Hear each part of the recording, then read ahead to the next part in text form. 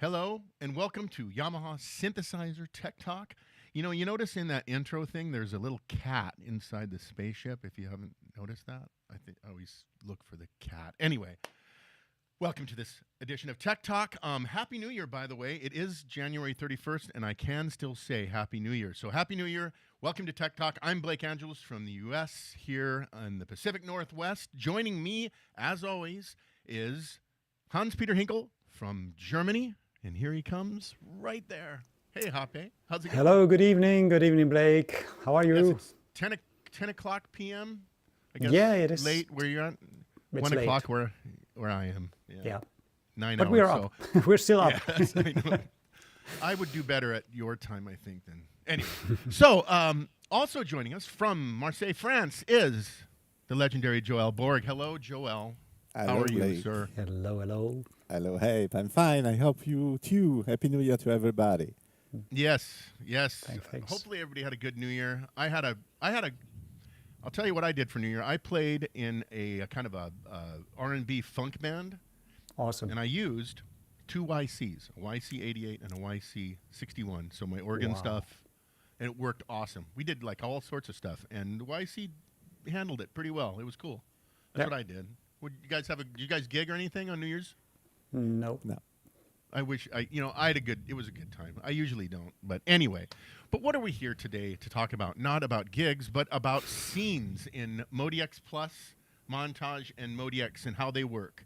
I use scenes quite a lot when I'm playing this instrument that I have here, and I'll show you the ways that I approach it. And each of us will show kind of different ways, different approaches, and kind of clear up some confusion about how scenes work.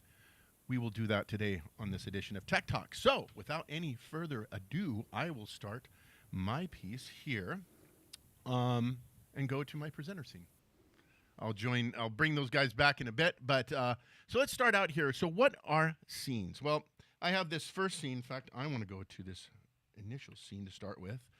Scenes, how to get to them, they are located over in every single performance in that tab that's over here on the left-hand side, scene. Scenes are specific to performances. So every performance has its own set of up to 8 different scenes. And what scenes do, they give you basically instant recall of certain part level parameters that can really change how things sound. And I'll just show you what you have available to you in this screen right here. So as you can see, going across the top, here are all of my scenes. You see them changing over here as well as I select them in the touchscreen over here. I'm changing them there.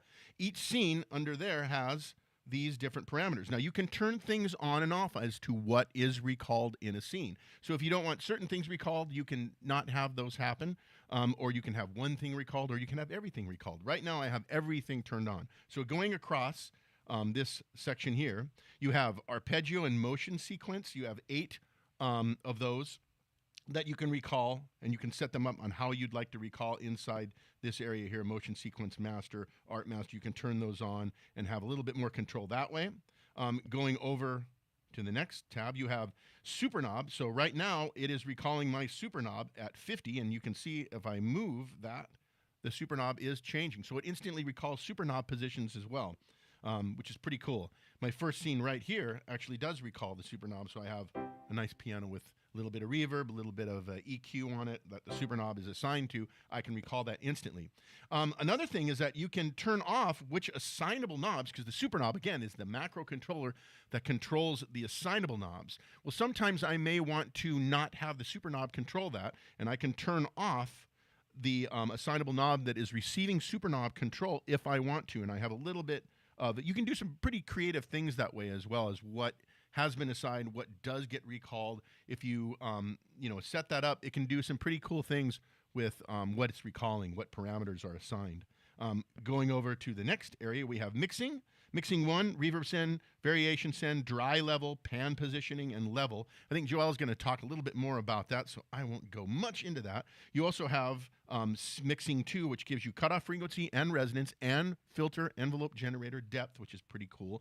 That's an offset that you can assign to a scene to recall that as well. You also have mutes in here, and I'll show you something that is a is a way to use mutes and a way maybe to not use mutes, because right next to that is keyboard control. This was actually something that I believe was added in Montage OS 2.0, if I'm not incorrect, I think that's right, of being able to recall keyboard control via a scene recall. That is a cool thing that they added, and I will show you. That's one of the focuses that I want to cover today, is the difference between recalling mutes and recalling keyboard control. Again, moving right along, we have AEG, amplitude envelope generator. You can see that this part, this performance, if I haven't already pointed this out, is 8 parts. So all 8 of those parts are showing up here that I have this control on, right? So I can recall attack, decay, sustain, and release of each individual part. So amplitude envelope generator recall. And then for arpeggios, you have arpeggio control. And I should also point out that what I'm really recalling are these quick edit settings that you see over here.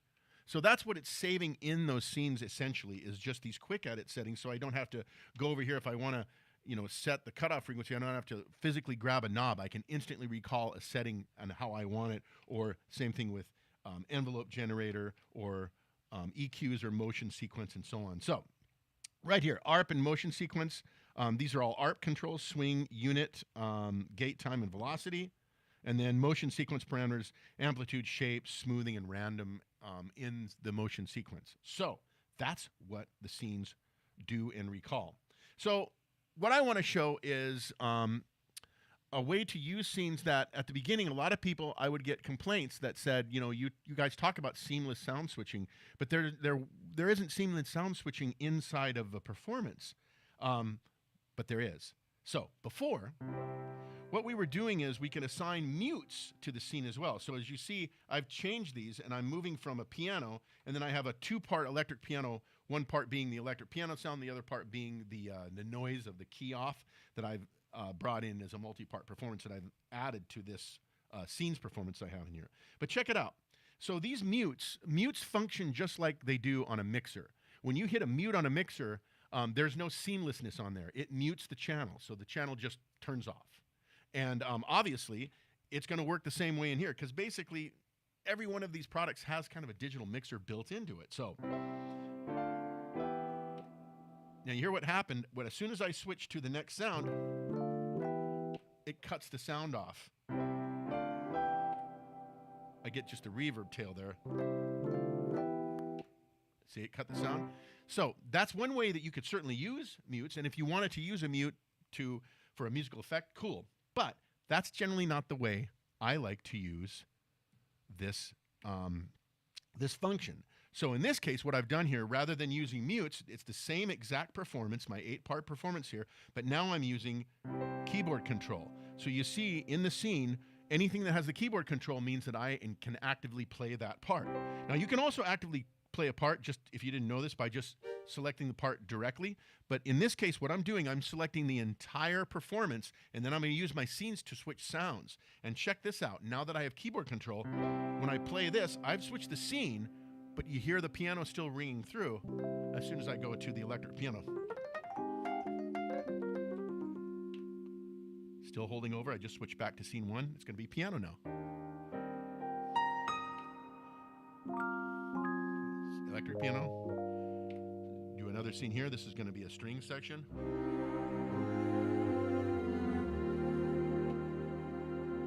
Now the level changed a little bit there because I saved the level. If I wanted to keep that level, I would probably change that to the next scene. But the main point here is that it's not cutting off the sound from one part to another as I switch scenes. You can see that's all that's happening here is just turning on different keyboard control in this scene here. So if I wanted to have something like this piano with the pad and the brass, I now have that.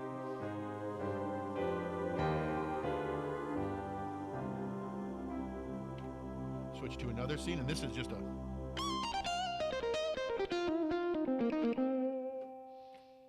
not cutting off the sound. So that's, to me, is the way to use scenes for using a single performance to call up a whole lot of sounds quickly and easily. That's cool. The last thing I will show is another thing. I was in this scene. I want to go back to this real quick and show you in scenes what I've engaged in here. So I'm really only working with the keyboard control, which is right here, right? A few mixing things and stuff like that.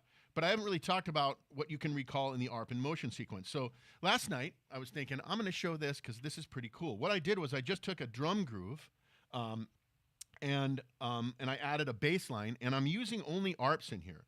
In fact, I'll show you exactly what I did in here. I just grabbed, let me grab one of the parts, and we'll grab part 2. And I just added ARPs to each of these things. So there's the bass part right there, and here's the drum parts right here. So what I'm doing here is I'm recalling actually a motion sequence that I assigned to this bass line here. So here's my motion sequence. I believe I made a little 2-lane motion sequence. One of them is doing a filter thing, just that kind of groove there. And the other one is doing a long unit multiply, just back and forth of the pan positioning, which is pretty cool. But the point is that I'm recalling separate motion sequences and ARPs using these scene controls here. So we'll start it out. This is a little louder too. So,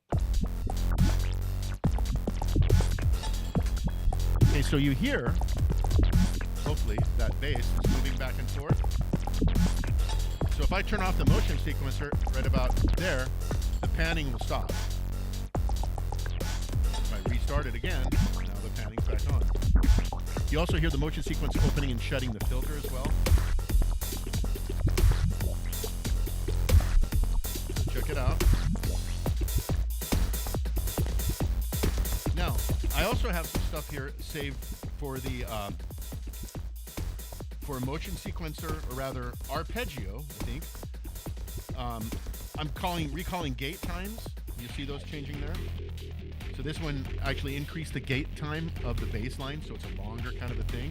Or in this case, notice the super knob moved, because the super knob is actually assigned to this cool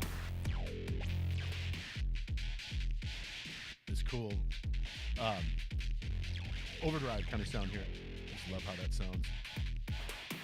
The other thing I'm doing here, though, is I'm recalling the unit multiply, so 400%. So I took something that was playing maybe a quarter note, and now at 400%, what does that take it to? I think it takes it to a whole note or 2 whole notes. Anyway, it makes it longer. So it's pretty cool what you can do with these scenes, what you can recall in different things. For a gig where you're just playing a lot of more traditional types of sounds, pianos, electric pianos, strings, pads, there's one way to use it. But if you're doing something where you're using arpeggios or cool sequences or stuff like that, and you want to recall certain aspects of the sound that control those ARP play effects or effect sends or whatever, you can do that all with scenes. It's a pretty cool thing. And again, every single performance has 8 scenes that you can recall. That's why I created 2 of these that have the same thing, but they're doing different stuff. So, you know, moving one thing that you've created and then a performance that you've created that has the same sounds, and then creating another one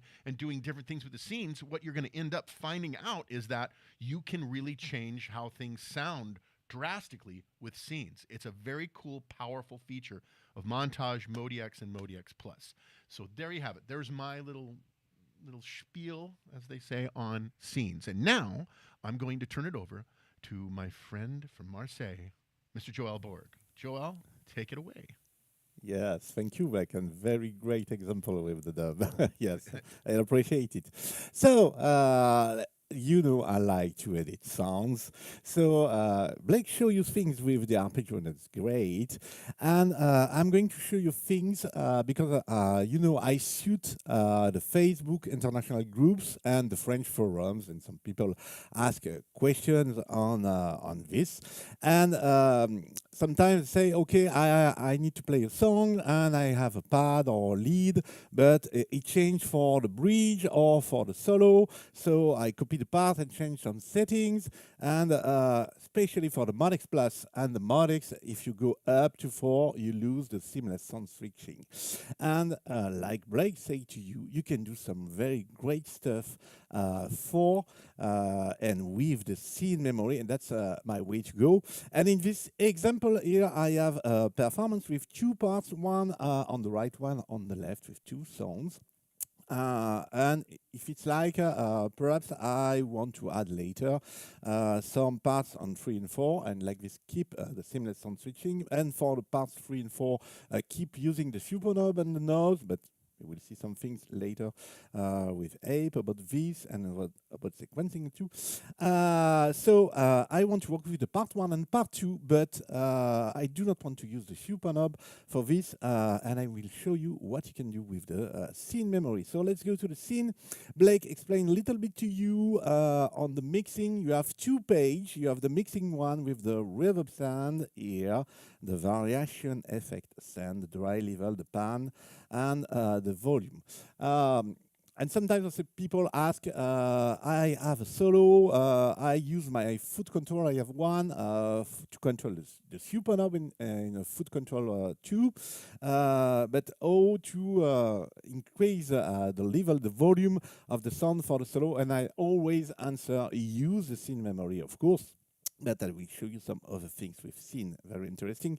And especially by working with the cutoff, the resonance, and the filter envelope generator. But I want to add a little word about the mute, because Blaine explained greatly the differences between the mute and the keyboard control. And here, when you are editing sounds, here in the scene memory screen, the mute, if you are using a layering sound and you want to edit some things with the cutoff or the resonance here, the mute here is a very great place okay, I edit the second sound, I do my adjustments, after I edit, mute, excuse me, this one, and I edit this one. So very easy to isolate each layering sound, and after you can do finest adjustment here. So the mute are great for this here, but if you want to change sound in your performance with scene, use the keyboard control. I will not tweak in live because you know I can talk so much, and I have prepared some examples to you. So on the right I have a kind of synth bell sound, and I have prepared to you 3 examples of the things that you can do to change the sound with it. We stay on this page. This is the part 1, so see the part 1 especially. And here I have what I can say a kind of synth bell, quite nice. Okay, that's great. Can I change this to something more aggressive and more pop bell?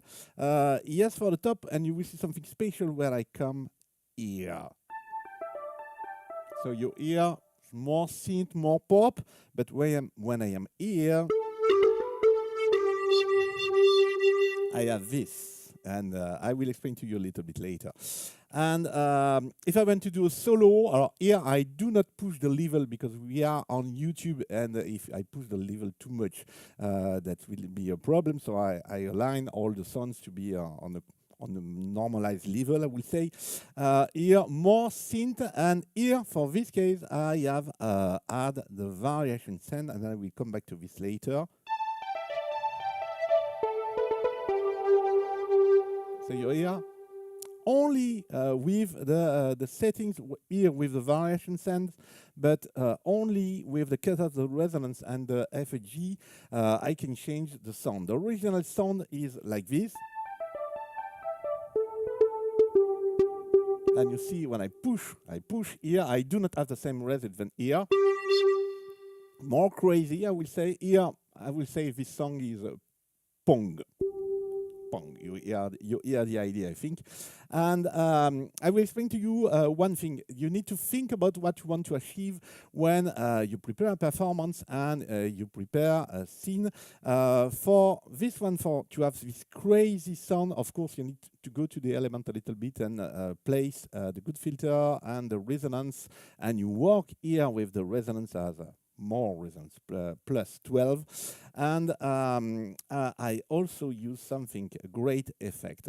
If you do not use it, excuse me, I need to go to part 1. If you do not use it, try it, because this is a very great effect. Use the wave folder. The wave folder is great for dirt, the sound, yes. And it's a very, very great effect. And basically, this part on the start have the wave folder, and here I have, normally I have a delay.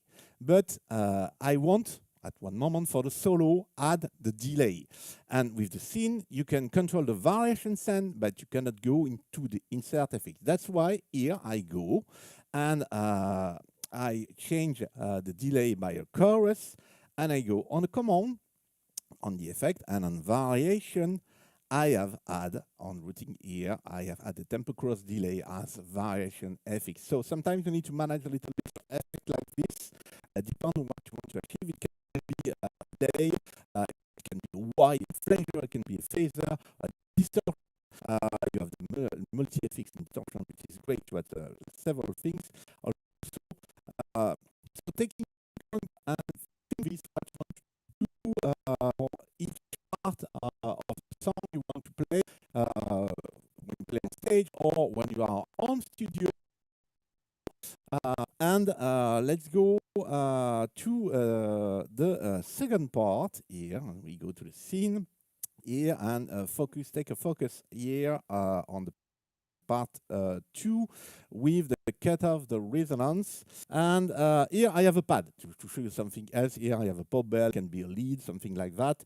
And here I have a pad, and I can do things like that also by managing the cutoff, the resonance, and the filter envelope generator.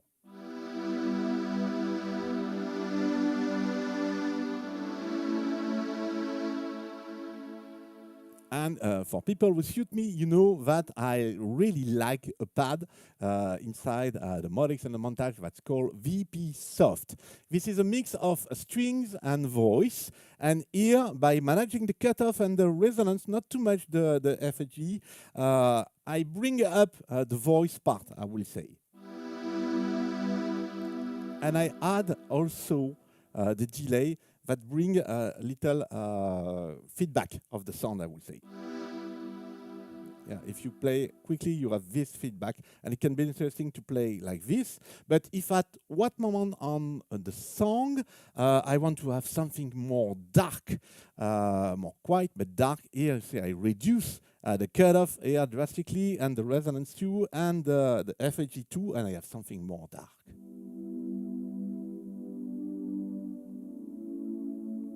Like I say to you, you will not change a string for a brass and brass for a wood, of course, but you can really change how the pad is playing. And here it will be more bright.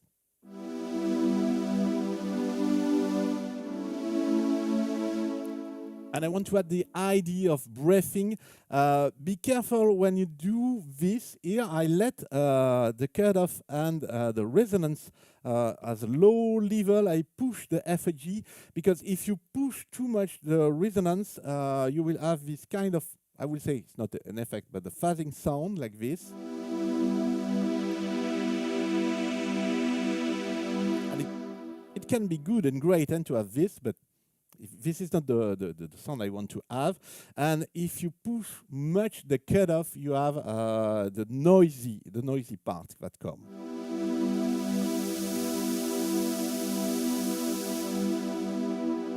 So you can have really different things. And if I remember fine, for the F, D, F, you hear I move and you do not hear anything, because for this one you need to move, and after you test. And now you have the result. And the original sound for VP voice is this one. Very, very great pad.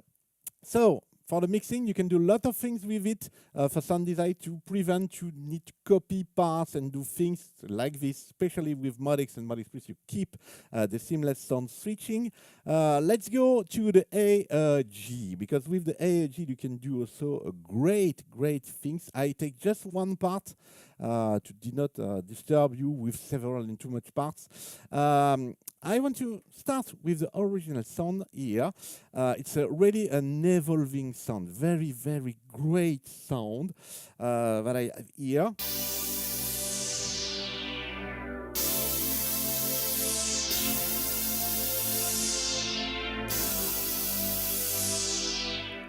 So you have things that coming in background, okay?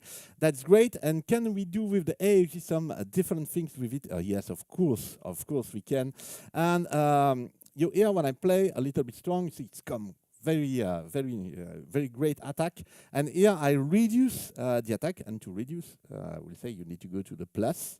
And I work also with the system. With the AEG, most of the time you need to work with 2 parameters, not only one. Sometimes you try with one, the attack generally, yes, it works. But for the others, decay and system, depend what you want to do. You need to work with the 2 and test, because if you move only one, you say, oh, it do not produce something. So here I work with the attack and the system. I do not push the release, because you know the release enlarge the sound when you release the note. And now I have something different. It's come quietly. Even if I play hard, I can improve this also, but I want to stay in this way for this one. So we have something like that now.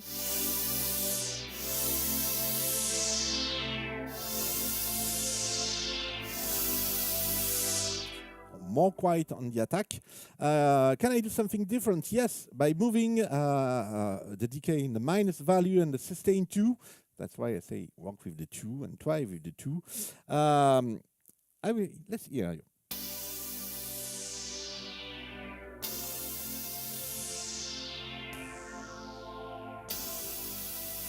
So it starts hard and cutting quickly, but the background stay. And the other examples, by moving, reducing the attack and the sustain, let's hear.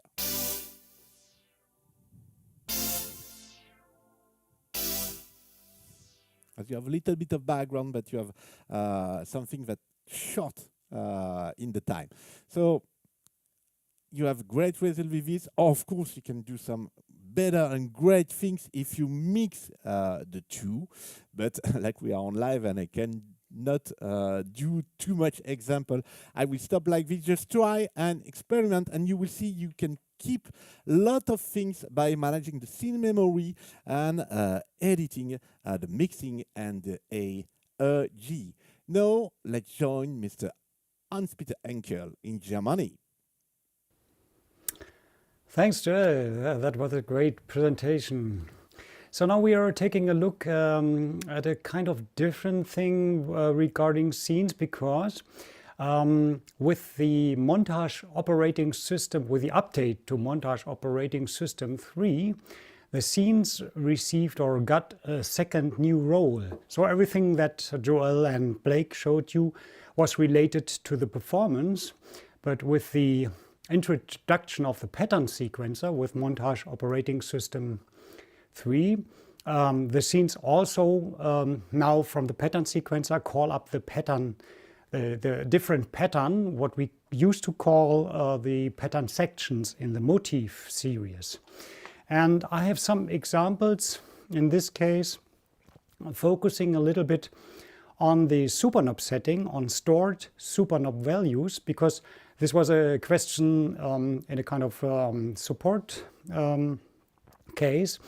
And let's get into it. So I have a performance here where all the scenes currently are empty. And I go to the scene screen here and activate the superknob so that I can store different superknob values to all the scenes. And I do it for scene number 1, scene number 2, and scene number 3. And then I go back to performance home. Now you can see all the 3 scenes are active. And now I store different values. The first one is already stored on the 0 position. That's what I want to have. And I want to store a different value on the second scene. So let's hear what it sounds like. It's just a pad here, and I'll bring it up a little bit. Maybe like so. And then I go shift scene number 2 and store it into the scene number 2.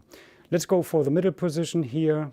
Sounds like a filter opens even a little bit more, and I go shift number 3. And then I have the 3 scenes with different superknob positions here, right? Like. So far so good. So this is the typical relation of the scenes to performance.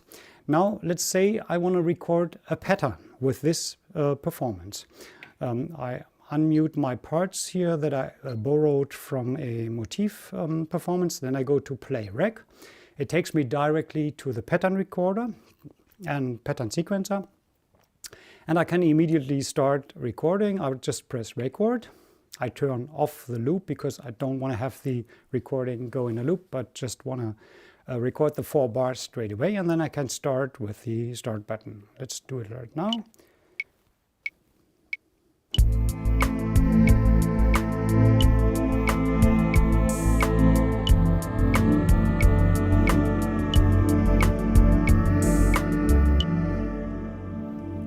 That's my first scene, and I will record a second one just for later. 3, 4.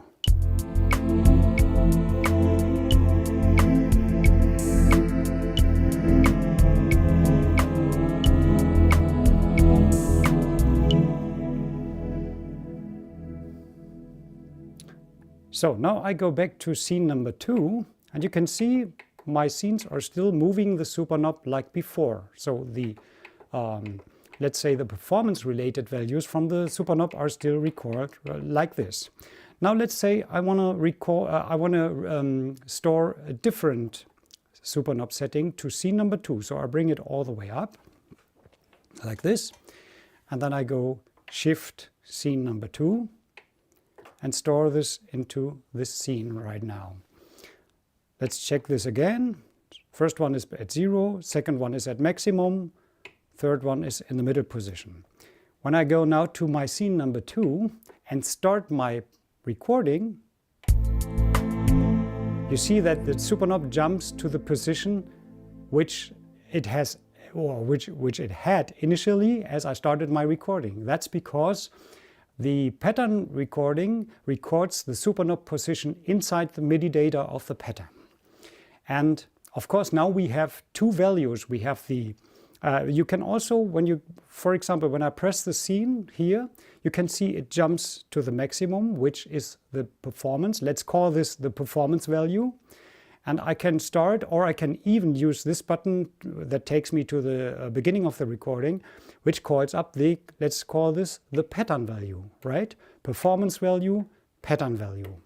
And of course, it's not, in most cases, it's not a good thing to have 2 values at the same time. So I can get rid of this when I want to. I can get rid of this recorded data for the super knob. And this is as easy as going to edit job. Then I go to song event. I go to erase event. Here I'm on the erase event screen. I have to set the measure, the range, the measures where I want to erase something. And then I have a really cool feature which you might know from the control assignment. I can use auto select.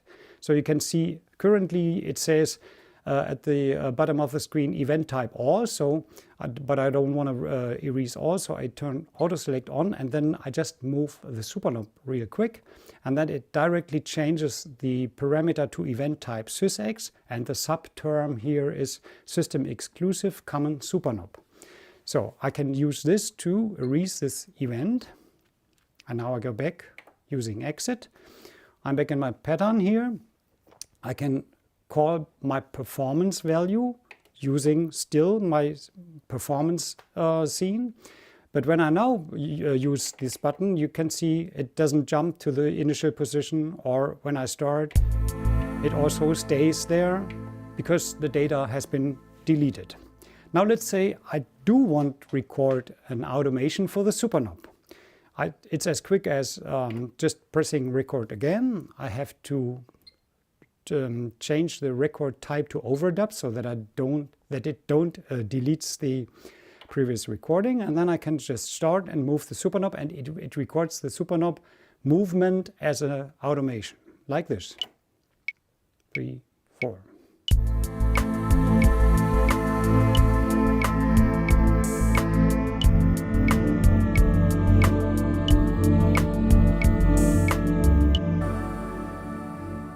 Jumps back to the initial, to the start position, of course. What I can do now is, of course, like for example, this is my stored value for the performance, and this is also the stored value for the pattern, which has been recorded with my pattern automation.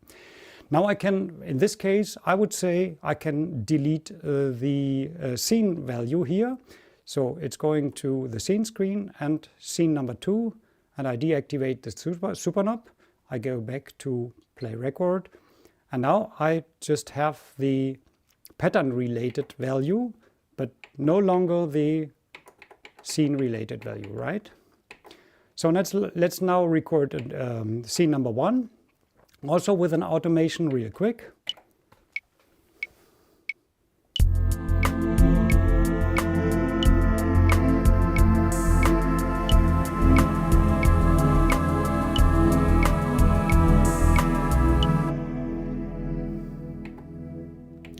And now I can play both scenes like in a kind of looped chain, and they will connect with my with my super knob automation like this.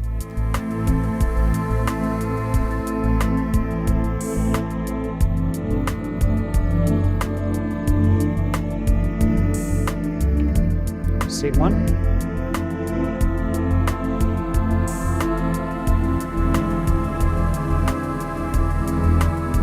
Scene 2.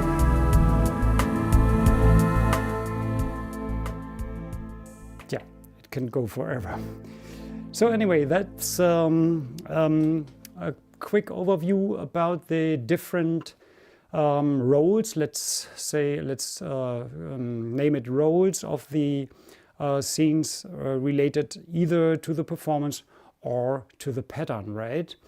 And to summarize this, I would say in most cases it's a good thing to have either or. So if we are playing live, we should use the performance related settings. If we are working with a pattern sequencer, in most cases it might make sense to delete the scenes.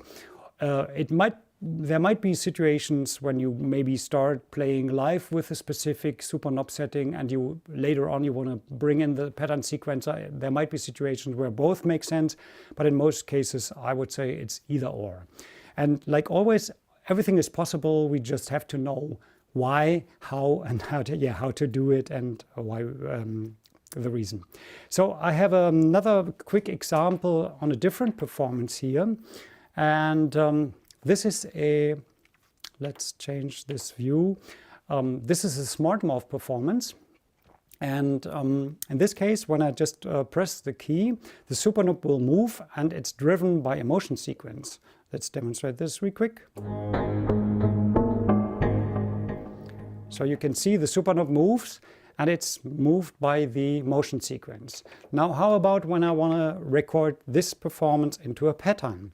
I go immediately to my pattern recording, and I can start recording 4 bars also, real quick.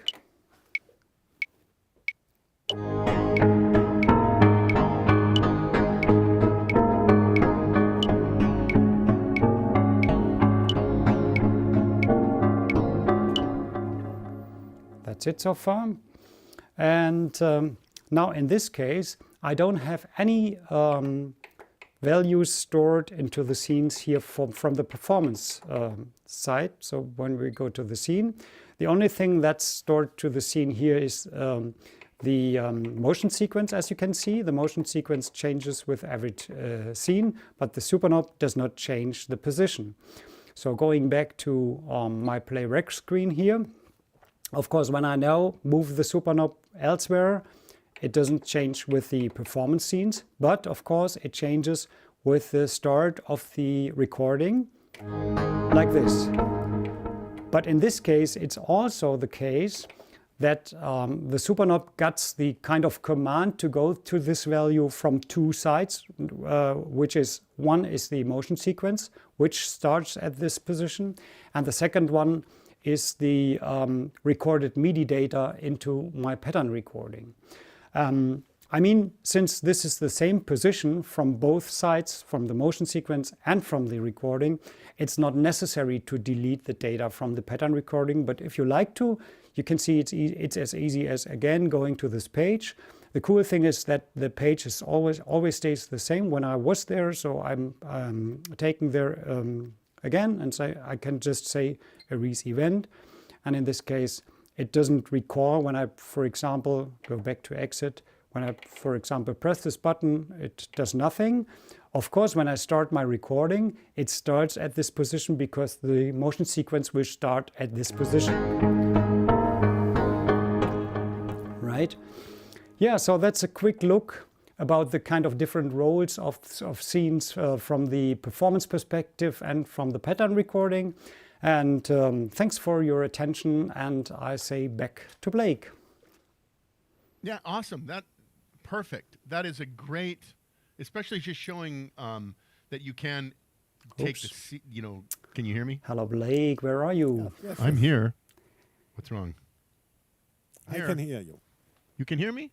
Yes, I can hear me. As long as everybody can hear me, can you hear me? Because I think Hape may have had a bit of a moment when we changed to the big thing. He'll be back. Can you hear me now? Yeah, I'm back. Good. Awesome. Sorry. Anyway, I was just going to say that was awesome. The event delete, I think a lot of people don't realize that that's in there, and especially the fact that you can use the auto select feature to find stuff like that. It's just very well. It's really quick. Yeah. And I want to point out something else, just because we didn't really cover it this time, but you did a really great music production guide. I believe it's 622. It's that issue volume, right? Or volume issue, whatever. That has some more advanced things about recalling controller type of stuff using the motion sequencer, using scenes as well, which is a great article. It's like 3 back, I think, something like that. That was also a question from a German forums, and someone asked if it's possible to, for example, store some specific setting from an insert effect to a scene, which is not possible by default. But if the parameter is available in the control assignment, of course, we can use the motion sequence to call up each and every parameter that's available in the control assignment, and that's an article about that. Yeah. I did want to. Watching the stream go by, and I see one of the users is asking, "Is it okay? Can you jump from OS 2.1 to 2.52 update safely?" Yes, you can. You just have to remember to do one thing before you do that. Save everything that you have as a backup file first. Save all your stuff that you have set up, and then just follow the update, download the update from the website, and it's pretty straightforward, and you shouldn't have any problems at all. There won't be anything that will damage your instrument or anything like that. You can always go to the forums at YamahaSynth.com as well to check that out. Or if anybody has any questions, send an email to synthesizers@yamaha.com, because there's someone that answers those emails that knows a little bit about synthesizers. Anyway, you're welcome. It's Dieter Andrew. There you are up there. No problem. I'm glad that helped you out. So without any further ado, I will move to resources. So resources that we have for Yamaha synthesizers are right there. Sorry, there. YamahaSynth.com, all things Yamaha Synth. It's where we, put the notice that this is going to happen today. Lots of articles, lots of videos, lots of cool things at YamahaSynth.com, all things Yamaha synthesizers. Idea Scale is also a place. Our Yamaha Synth Idea Scale is where if you have any ideas or suggestions for updates or products or anything, go to Idea Scale and put it up there. It takes a while for these things to happen, by the way, so trust me, we look at every single idea that is put up there, and just to let you know, we are definitely listening. Next is SoundMondo. SoundMondo is our free social sound sharing site. Use the Google Chrome browser if you're going to do it on a computer, because it has the necessary browser infrastructure to handle the SoundMondo connectivity. SoundMondo supports the Montage, MODX, MODX Plus, YC, CP, and Reface. I think I got them all. Anyway, that's SoundMondo, free social sound sharing site. Literally thousands of sounds up there for free. Another one is SoundCloud. Our SoundCloud has, I think, 50-something different versions of our Behind the Synth podcast that we've done over the years. We've had artist interviews, we've had just chats about synthesizers. That's all found on SoundCloud, on Yamaha Synth SoundCloud. And then lastly, we have the Music Production Guide, which I just talked about, the one that Hape did a few months back about scenes, using scenes in, which is the topic of today. He did a great article about recalling controller settings using the motion sequencer. Very cool, very creative use of that. Again, all of these resources are in the description of our chat, of our channel here, of our cast, whatever I'm trying to say. And that, I think, brings us to the end of this episode of Tech Talk. I think the next one we do, what is the next one going to be about? It's by the end of the February. I think it's, yeah, I think it is. Yeah. We have to figure out when it's going to be, though. I don't think we've completely got that nailed down. Anyway, but we will let you know. Go to YamahaSynth.com for more information. I think it is the end of February, but I'm not sure. It may have to move into March, but I'm not sure yet. We'll talk. Anyway, so on behalf of Joel Board and Hape, thank you very much. This is Blake again. Thank you very much for Thanks so much. watching this episode of Tech Talk. And anything else, guys? Good? No. Awesome. Thanks so much, and have a good day or have a good evening from wherever you're watching. Exactly. Thank you so much, and we'll see you next time. See ya. Bye-bye. Cheers.